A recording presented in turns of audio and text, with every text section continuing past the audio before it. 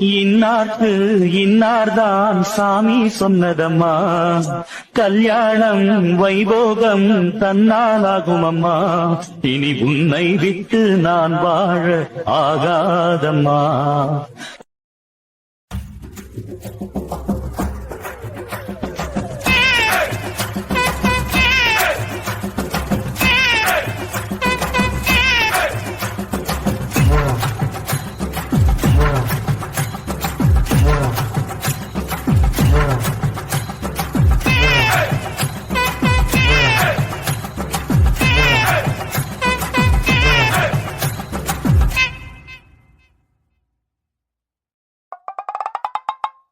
Sister சாவடிச்சிருவேன் அந்த வார்த்தையை மட்டும் நீ சொல்லி கூப்பிட்டீனா. இப்ப என்ன சிஸ்டர் என்ன பார்த்து இப்படி சொல்லிட்டீங்க? ராம் பிரதர் தான் ஃபர்ஸ்ட், ராம் பிரதர் தான் ஃபர்ஸ்ட்னு என்னை எவ்வளோ ஆசையா கூப்பிடுவீங்க. உனக்கு நான் என்னடா துரோகம் பண்ணேன்? உன் லவ்வுக்கு டீ ஆத்தினேன், அதுவே எவ்வளோ பெரிய விஷயம். பத்தா குறைக்கு அந்த ஹிட்லர் லவ்வுக்கு டீ ஆத்தினேன். விட்டீங்களாடா என்ன? பாவம் இந்த புள்ள வந்து ஹெல்ப் பண்ணுச்சு, இது வாழ்க்கை நிம்மதியாக வச்சிருக்கட்டும்னு விட்டீங்களா? நான் மாட்டும் அட்மின்ல உட்காந்துருந்தேன். கூட்டி இவன் பெரிய இவன் கோஆர்டினேட்டிங் போஸ்ட் தரானா. என்னடா நினச்சிட்டு இருக்க? மொத்த மரியாதையும் போயிடுச்சு. சே அது சிஸ்டர் என்னாச்சு? ஏன் இப்போ இவ்வளோ கோவமா இருக்கீங்க? என்னால் சாப்பிடாமலும் பேசாமலும் இருக்க முடியாது. என்னோட 2 வீக்னஸ் இது தெரியும்ல உனக்கு. தெரிஞ்சு தானே விட்டுட்டு வந்தேன். என்ன வாய்க்குள்ள பதில் சொல்ற? என்கிட்ட பதில் சொல்லு முதல்ல. தெரியும் சிஸ்டர், அதுக்கு என்னாச்சு இப்போ? அவன் சாப்பிடவும் மாட்டான், பேசவும் மாட்டான், முக்கியமா சிரிக்கவே மாட்டான்டா. அப்படிப்பட்ட மனுஷன் கூட எப்படி ஒரு புள்ள 8 மணி நேரம் 9 மணி நேரம் குப்பை கொட்ட முடியும்? அட்லீஸ்ட் அவன் பேசலனாலும் பரவாயில்ல, பேசுற என்னையும் குத்தம் சொல்றான். உனக்கு வாய் கம்மியா இருந்திருக்கலாம், கடவுள் உனக்கு வாய் அதிகமா படிச்சிட்டாருன்னு. என் லைஃப்ல இப்படி ஒரு ஆளை நான் பார்த்ததே கிடையாது தெரியுமா? ரிசிக்னேஷன் லெட்டர் டைப் பண்ணி தான் எடுத்துட்டு வந்திருக்கேன். ஒழுங்கா வாங்கிக்க, போறப்போ உன் கல்யாணத்துக்கு கிஃப்டே அதுதான். சிஸ்டர் எனக்கு இவ்வளோ பெரிய கிஃப்ட் வேணாம், இதை வாங்கி நான் எங்கே வைக்கிறது சொல்லுங்க. அடி உன் தலையில வச்சுக்கோ. ஒத்துக்கு மேல அசிங்கமா கேட்பேன் சொல்லிட்டேன். அவன் கூட என்ன வேலை பார்க்க சொன்ன அவ்வளவுதான். சிஸ்டர் ஒழுங்கா வாய முடியுது. இதுக்கப்புறம் ஏதாவது அஸ்கி வயசுல பேசின சாவச்சிரும் உன்னை நான். ஒன் டாப்பிக்கை விடு. அடுத்தது மேலே ஒருத்தன் உட்காந்துருக்கானே, கப்பலே கவுந்த மாதிரி தலையில கை வச்சுட்டு. என்னவா இப்ப? நான் தான் தலையில கை வச்சுட்டு உட்காந்துருக்கணும். சரி வேலையெல்லாம் முடிச்சிட்டோம், ஆஃபீஸில் தான் இவன் தொலை தாங்க முடியல, ஊருக்காச்சும் ஜாலியாக போவோமேன்னு அவன் பேரை கூட்டிட்டு போறாயா. அந்த ஆகாஷ் இருக்கான், அவன் அந்த ஜான்சியை கூட்டிட்டு போறான்றான். சரி நம்ம விக்ரம் பிரதர் இருக்காரு, அவரு கூடயாச்சும் போவோம் அப்படின்னு சொல்லிட்டு நினச்சா, இவருக்கு ஃபோன் பண்ணா இவர் நான் முன்னாடியே கிளம்பி போயிட்டோமா அப்படின்றாரு. இந்த பிள்ளைய பற்றி யாராவது நினச்சி பார்த்தீங்களா? நீங்கள் யார், எவ்வளோ பெரிய ஆள், அதான் தனியாக விட்டு வந்தோம். வெளியே சொல்லிடாதீங்க, வெக்க கேளு. வர்ற வழியில் பசிக்குதுன்னு ஒரு கடையில் நிப்பாட்ட சொன்னையா, அதுக்கு சண்டை வளர்க்குறான். அதை விட நீ ஆச்சு எம்டி, ஏதோ அவனை பற்றி தெரிஞ்சோ தெரியாமலோ என்கிட்ட கோர்த்து விட்டனே வச்சுப்போம். யாரு? நான் தெரிஞ்சோ தெரியாமலோ அவனை உங்ககிட்ட கோர்த்து விட்டேன். அப்படி இருக்கட்டும். யோ டாக்டரே, இவெல்லாம் உன் கூட பிறந்த தம்பி தானேயா? பிறந்தப்பே விஷத்தை வச்சு கொல்ல வேண்டியதானே, அதை விட்டு ஏன் பெத்தி இவ்வளோ நாள் வளர்த்து வச்சிருக்கீங்க? ஏன் உசுரை வாங்குறதுக்கா? யோ டாக்டரே, இருக்கியா இல்லையா? இசை எப்போ வந்த? விளங்குச்சு. இவ்வளோ நேரம் எங்கே போயிருந்த? கனவுக்கு போயிருந்தியா? ஏன் உனக்கு ஏதாவது டீ ஆத்துறதுக்கு என்ன வர சொல்லியிருக்கியா என்ன? உன் லவ்வுக்குலாம் நான் டீ ஆற்ற மாட்டேன், அதை ஃபஸ்ட்டு தெரிஞ்சுக்கோன்னு உன் தம்பியை பற்றி பேச வந்தேன். யார் அவன்? எப்படியா பெத்து வீட்டில் வச்சிருக்கீங்க? ஒரு மனுஷனால எப்படியா பேசாமல் இருக்க முடியும்? அதை ஃபஸ்ட்டு எனக்கு சொல்லுங்கய்யா. பேசாமல் ஒரு மனுஷனால எப்படி உயிர் வாழ முடியும்? எனக்கு இதுக்கு விளக்கம் தெரிஞ்சே ஆகணும் இன்னைக்கு.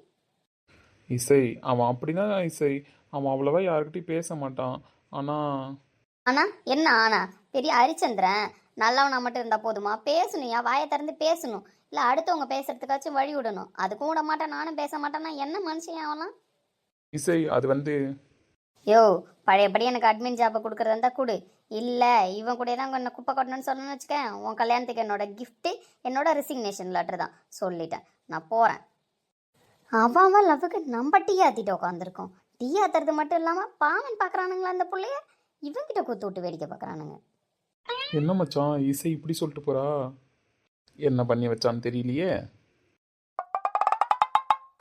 வாடா நல்லவனே. Hi bro. ஹாய்லாம் இருக்கட்டும், வர வழியில் எதுவும் பிரச்சனை இல்லையே? நல்லபடியாக வந்துட்டு யார் வீட்லாம் தெரிஞ்சிச்சா? அதெல்லாம் ஒன்றும் பிரச்சனை இல்லை, நல்லபடியாக வந்தாச்சு, ஒரு பிரச்சனையும் இல்லை. சொல்லப்போனால் ரொம்பவே பீஸ்ஃபுல்லாக இருந்துச்சு வர்ற வரைக்கும். பீஸ்ஃபுல்லாக இருந்துச்சா? அவன் கத்திட்டு போகிறான், இவன் எப்படி பதில் சொல்கிறான்? அப்புறம் அஜய், ஆஃபீஸ் ஒர்க் பெண்டிங்லாம் முடிச்சாச்சா? வேறு ஏதாவது ஒர்க் இருக்கா?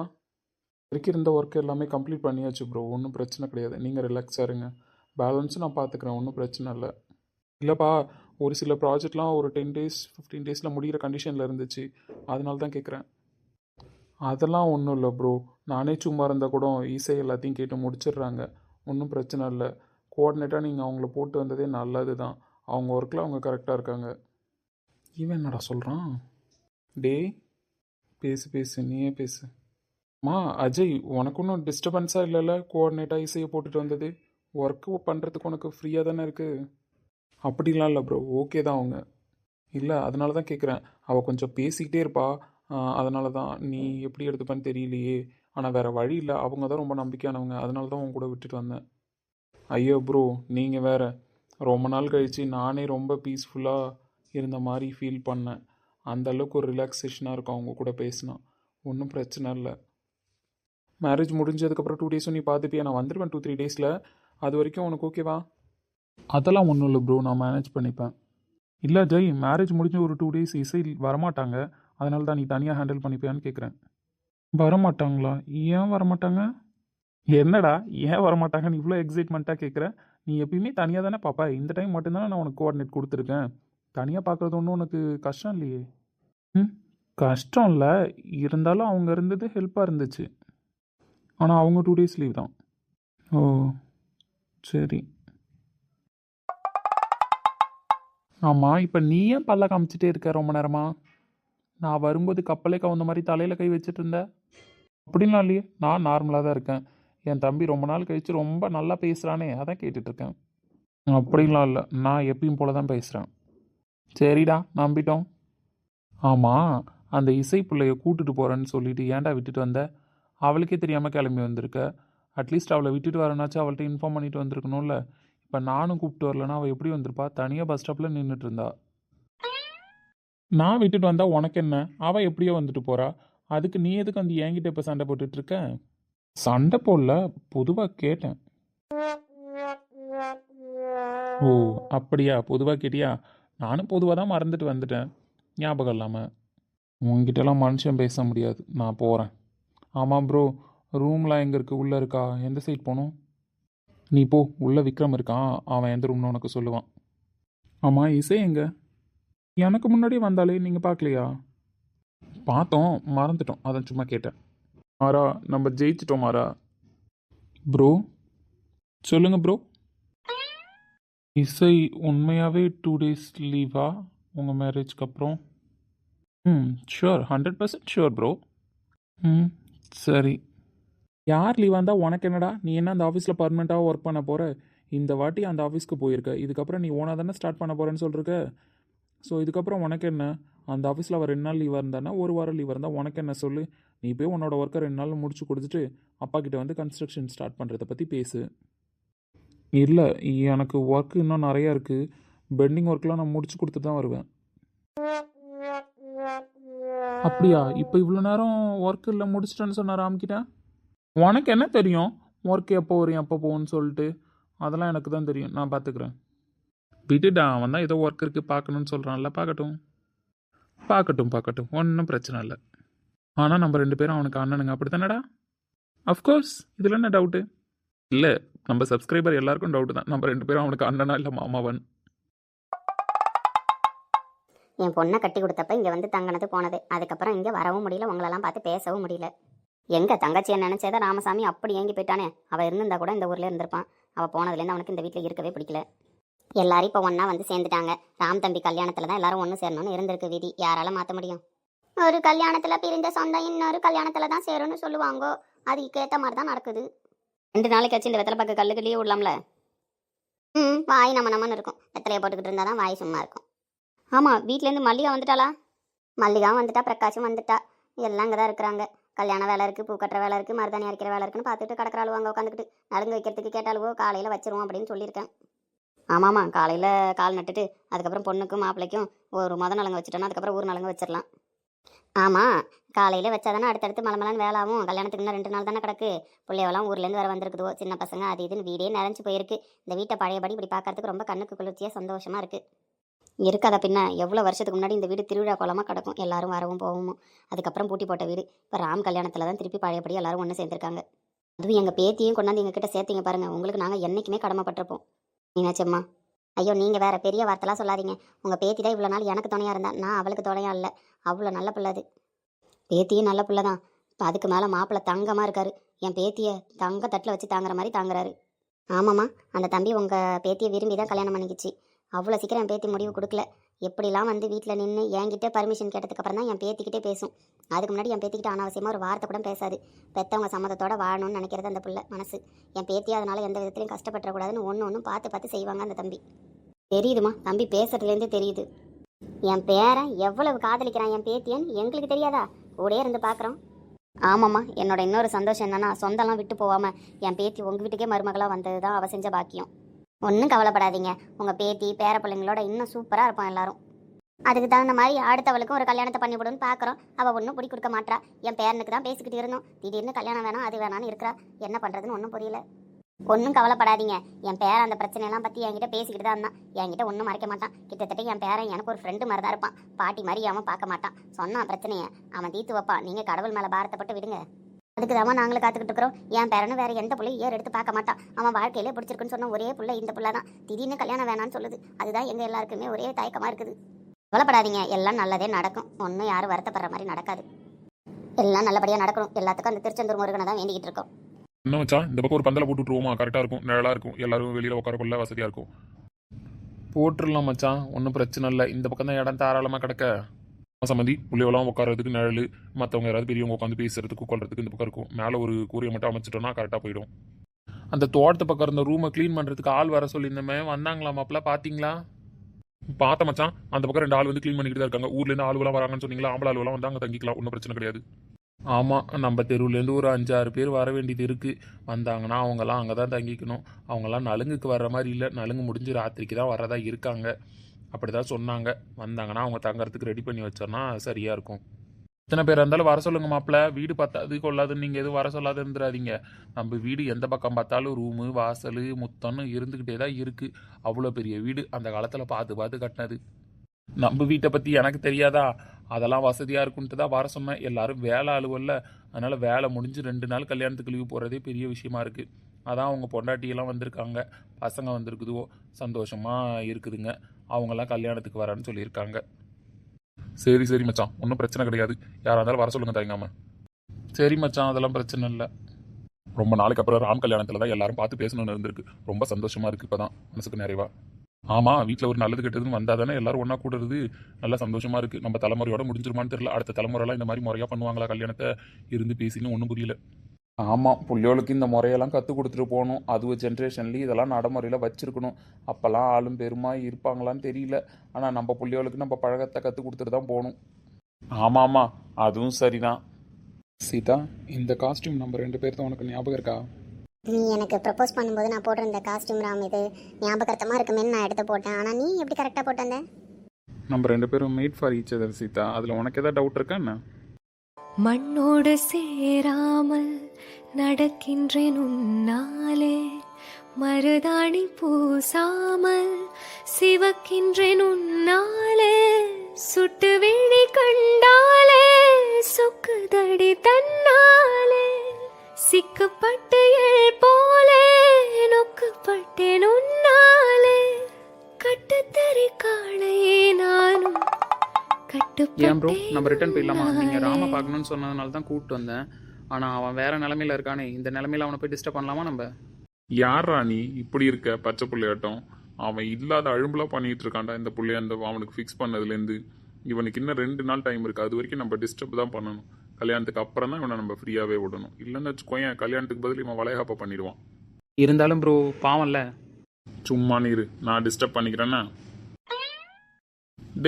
டே ராம், அது சும்மா, யாரும் கூப்பிடல, மன பிராந்தி.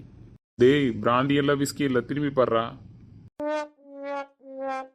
உண்மையிலே ஆகாஷ் வந்திருக்காரு ராம். அவனா?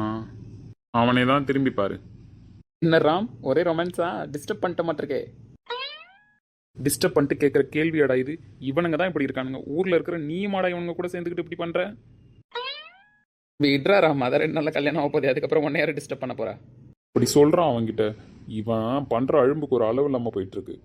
அப்புறம் ஆகாஷ், எப்படி ஜான்சி வந்திருக்காங்களா இல்லை தனியாக வந்தீங்களா? அவளை கூட்டிட்டு வந்துதாமா லாஸ்ட்டாக வந்திருக்கேன் நான். வந்திருக்கா நீ அங்கே இருக்கன்னு நினச்சிக்கிட்டு உன்னை தேடிட்டு உள்ளே போனா. நான் ராம் எங்கன்னு கேட்டேன். இங்கே வெளியில் இவர் தான் நின்றுக்கிட்டு இருந்தாப்புல. அதான் இங்கே இருப்பான் அப்படின்னு சொல்லிட்டு கூப்பிட்டு வந்தார். நல்ல விஷயத்த செஞ்சது நீ தானடா? யாருக்கு தெரியும் நீ பேரா உட்காந்துருப்பான்னு சொல்லிட்டு. எங்கடா ராமா காணான்னு கேட்டேன். அங்கே பசங்க உட்காந்துருந்தானுங்க. அவனுங்க தான் சொன்னானுங்க நீ கார்டன் பக்கம் போனேன்னு. எல்லாரும் எதை நோட் பண்ணுறாங்களோ இல்லையோ, நான் எங்கே இருக்கேன் சீதா எங்கே இருக்கேன்னு மட்டும் எல்லாரும் நோட் பண்ணுறாங்கடா. நீ ஏன் பண்ணுறீங்கடா டே? விடுமச்சான், 2 நாள் தான். அதுக்கப்புறம் உன்னை யார் கேள்வி கேட்பா சொல்லு. இப்படி சொல்லி ஏதாண்டா என்ன ஒன்றுமே பண்ண விட மாட்டீங்க. கல்யாணத்துக்கு அப்புறமாச்சும் விடுவீங்களா இல்லை அதுக்கு எவனா டென்ட் போட்டு உட்காந்துருப்பீங்களான்னு தெரிலடா. சே அவ்வளோ கெட்ட பசங்களாம் நாங்கள் இல்லை பாஸ். ஏய், இவனுங்க கூட சேர்ந்துக்கிட்டு நீயும் பண்ண பிரகாஷ், அப்புறம் உன் லவ்வுக்கு ஒரு ஹெல்ப்பும் பண்ண மாட்டேன் பார்த்துக்க. பொசுக்குன்னு இப்படிலாம் சொல்லக்கூடாது சரியா? இப்போ நான் எப்படி ஆகாஷை கூப்பிட்டு போகிறேன்னு மட்டும் பாரு. நீ ரொமான்ஸ் பண்ணிட்டு வா. யார் கேட்பாவன்னா நான் பார்த்துக்கிறேன். அடப்பாவி, என்னடா இப்படி மாறிட்ட? லவ் மேட்ரு ஃபீல் ஆகிட்டாப்ல விட்டுறலான்னா? ஏன்னா என் லவ் மேட்டரில் நான் ஃபீல் ஆகிடக்கூடாதுல்ல.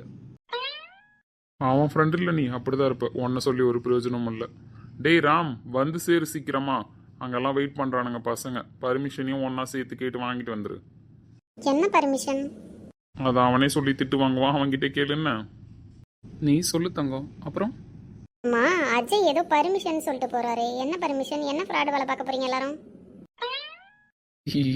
அதுவா, அது வந்து எனக்கு அப்பவே தெரியும் நீ என்ன தனியா கூட்டிட்டு வந்து உட்கார வைக்கும் போதே. ரொமான்ஸ் பண்றதா தான் அங்கேயே பண்ணிட்டு வந்திருப்பியே. வேற எதுக்கு கூப்பிட்டு வந்திருக்க? என்ன விஷயம்? ஒழுங்கா உண்மையை சொல்லு. சீதா, அது வந்து மேரேஜ் ஆக போதில்ல, ஆமா, ஆக போகுது. அதுக்கு என்ன? அதனால பசங்கெல்லாம் பசங்கெல்லாம் பேச்சுலர் பார்ட்டி. ராம், நீ குடிப்பியா? ஏய் கொத்தாதடி. கத்து வேணா, அத்தைக்கிட்ட போய் சொல்லட்டுமா? ஏய் கம்முன்னு இருடி. எங்கள் அம்மாட்டெல்லாம் போய் சொல்கிறாது. இன்னும் உன்கிட்டே நான் சரியாக பேச மாட்டேன்னு எங்கள் அம்மா நினச்சிட்டு இருக்காங்க. எங்கள் அம்மாட்ட போய் இந்த பூனை பால் குடிக்காது, பீர் தான் குடிக்கும் அப்படின்னு சொன்னேன்னு வச்சுக்கேன், என் படம் மொத்தமும் விட்டுரும். ப்ளீஸ் சீதா, இன்னைக்கு ஒரு நாள் என்ன பீர் தான், வேற எதுவுமே கிடையாது. பசங்கள்லாம் குடிக்காரனா என்ன? எல்லார் கல்யாணத்துலையும் பேச்சுலர் பார்ட்டி வந்து சாதாரணமான விஷயம்தான். நான் உங்ககிட்ட சொல்லிட்டு தானே போகிறேன். நானா பண்ணிட்டு வந்தாதான் தப்பு. தப்பு எப்படி பண்ணாலும் தப்பு தான். சொல்லிட்டு பண்ணா தப்பு இல்லை, சொல்லாம பண்ணா தப்புன்னு யார் உனக்கு பிரிச்சு விளக்கம் கொடுத்தது? சீதாம்மா ராம், ஒழுங்கா போயிட்டு சொல்லிட்டேன். ப்ளீஸ் சீதா, பசங்கெல்லாம் அரேஞ்ச் பண்ணிட்டானுங்க. அப்ப அரேஞ்ச் பண்ணிட்டு வந்துட்டேன் என்ன கேட்குறேன்? சரி, வீட்டில் தெரியாம எப்படி மெயின்டைன் பண்ணுவீங்க? அப்போ என் சீதா ஒத்துக்கிட்டா அப்படிதானே? வேற என்ன பண்ணி தொலைகிறது? ஃப்ரெண்ட்ஸு அப்படி இப்படின்னு சொல்லிட்டு உட்காந்துருக்க. சரி, வீட்டில் யாருக்கும் தெரியாம மட்டும் பார்த்துக்கோ. எங்கள் அம்மாவுக்குலாம் தெரிஞ்சிச்சு, அவ்வளோதான் சொல்லிட்டேன். சரி, எதையோ பண்ணு, யாருக்கும் தெரியாம மெயின்டைன் பண்ணா சரி. சரி, நீ மெகந்தி போட போலையா? ஓகே. மாமா, இங்க தனியா உட்காந்துட்டு என்ன பண்றீங்க? சும்மா தான்டாம்மா. உனக்கு என்ன வேணும்? மாமாவை தேடிட்டு வந்திருக்கீங்க. நாங்க அங்க விளையாண்டுட்டு இருந்தோம், நீங்க மட்டும் இங்க தனியா உட்காந்துருந்தீங்க. அதான் என்னன்னு கேட்கலான்னு வந்தேன். அப்படியா? என்ன சாப்பிட்றீங்க? தங்கத்துக்கு ஜூஸ் வேணுமா? ஜூஸ்லாம் வேணாம். நீங்க தானே இப்ப ஊர்ல இருந்து ஒரு அக்காவை கூப்பிட்டு வந்தீங்களே, அந்த மாமா. ஆமாம், நான் தான். ஏன் கேட்குற? உங்களை அந்த அக்கா தேடிக்கிட்டு இருக்காங்க. என்ன தேடுறாளா? ஏன் தேடிட்டு இருக்காங்க? எப்படி என்ன தான் தேடுறாங்கன்னு உனக்கு தெரியும்? என் கூட ஒரு சிடுமுஞ்சி மாமா வந்தாரு, அந்த மாமாவை பாத்தீங்களான்னு அந்த அக்கா தான் கேட்டாங்க. அடி பாவி, அப்படியா கேட்டா? ஆமா மாமா, அப்படிதான் கேட்டாங்க. ஆனா அந்த அக்கா சொன்னதுக்கு ஏத்த மாதிரி நீங்களும் உண்மையே தான் இருக்கீங்க. நானும் பாத்துக்கிட்டே தான் இருக்கேன். நீங்க சிரிச்ச மாதிரியே தெரியல, யார் கூடயும் பேச மாட்டீங்க, தனியாவே உட்காந்துருக்கீங்க. அதான் அந்த அக்கா உங்களை சிடுமுஞ்சின்னு சொல்றாங்க. சின்ன குழந்தைங்க மனசுல போய் நஞ்ச விதைச்சிட்டாலே, இப்போ என்ன பண்றது? போயிட்டு அந்த சிடுமுஞ்சி மாமா இங்கே தான் உட்காந்துருக்காங்க அப்படின்னு சொல்லிட்டு அந்த அக்காவை வர சொல்லுன்னு. சரி மாமா, நான் வர சொல்றேன்னு. நான் போயிட்டு உனக்கு சாக்லேட் வாங்கிட்டு வந்து வைக்கிறேன். அப்புறமா அந்த மாமாட்ட வந்து வாங்கிக்கோன்னு. மாமா, எனக்கு மட்டும் வாங்காதீங்க, நாங்க நிறைய பேர் இருக்கோம், எங்க எல்லாருக்கும் சேர்த்து வாங்கிட்டு வாங்க. சரிடா அம்மா, வாங்கிட்டு வரேன் போ. நெக்ஸ்ட் டைம் பேசும்போது கொஞ்சம் சிரிச்சு பேச ட்ரை பண்ணுங்க மாமா. அடா பாவீங்களா, இப்படி பண்ணி வச்சிருக்காளே. வரட்டும், அவ இன்னைக்கு இருக்கு. எனக்கு ஏற்கனவே பிறந்த வலிவலோ இதயத்தை கயிறு கட்டி இழுத்த வலிவலோ ஒளிர் சிந்தும் இரு கண்கள் உயிர் வாங்கும் சிறு இதழ்கள் என்னுள்ளே ஏதேதோ